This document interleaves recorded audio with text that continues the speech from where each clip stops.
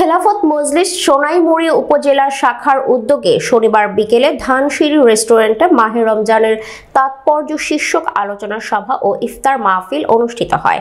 খেলাফত মজলিস সোনাইমুড়ি উপজেলা শাখার সভাপতি হাফেজ মাওলানা আব্দুল আজিজের সভাপতিত্বে ও খেলাফত মজলিস রিয়াদ মহানগর শাখার সহসভাপতি আব্দুল মাজেদের পরিচালনায় আলোচনা সভায় প্রধান অতিথি হিসেবে বক্তব্য রাখেন খেলাফত মজলিস কেন্দ্রীয় নির্বাহী কমিটির সহ সাংগঠনিক সম্পাদক অধ্যক্ষ হাফেজ মাওলানা আবু সালমান।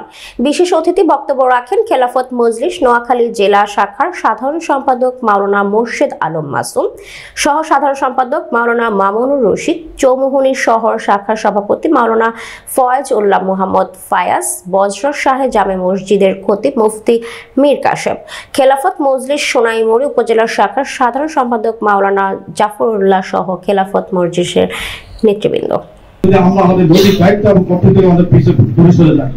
আমরা আপনাদেরকে আহ্বান করেছি, আপনারা আমাদের আহ্বানে সাড়া দিয়েছেন, এজন্য আপনাদের সকলের প্রতি কৃতজ্ঞতা জ্ঞাপন করছি। পাশাপাশি যে কথাটি বলবো যে আল্লাহ তাআলা আমাদেরকে এই জমিনে প্রেরণ করেছেন আল্লাহর ইবাদত করার জন্য, আর আল্লাহর ইবাদতের ক্ষেত্রে দুইটা ভাগে ভাগ করা হয়েছে, একটাকে হকুল্লাহ, একটা হকুল ইবাদ।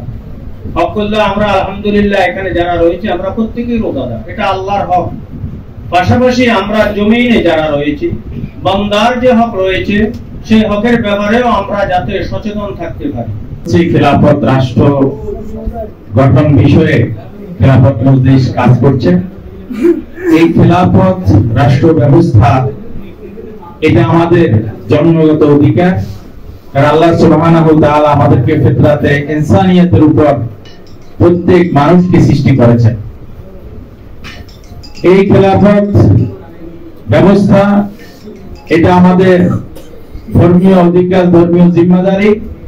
আল্লাহ সুবহানাহু ওয়া তাআলা ঘোষণা করেছেন ইন্নী জাইলুন ফিল আরদি খলিফা। প্রধান অতিথির আলোচনা নিয়ে আসবেন খেলাফত মজলিস গণমানুষের সংগঠন, খেলাফত মজলিস কেন্দ্রীয় সহ সাংগঠনিক সম্পাদক জননেতা জনাব হাফেজ অধ্যক্ষ আবু সালমান।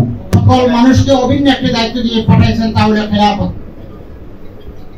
হযরত আদম আলাইহিস সালাতু ওয়াস সালামকে যখন সৃষ্টি করেছেন তখন তাকে নবী হিসেবে পাঠাবেন বা রাসূল হিসেবে পাঠাবেন সেটা বলেননি, বলেছেন ইন্নী জাইলুন ফিল আরদি খলিফা, আমি দুনিয়াতে আমার একজন প্রতিনিধি পাঠাতে চাই।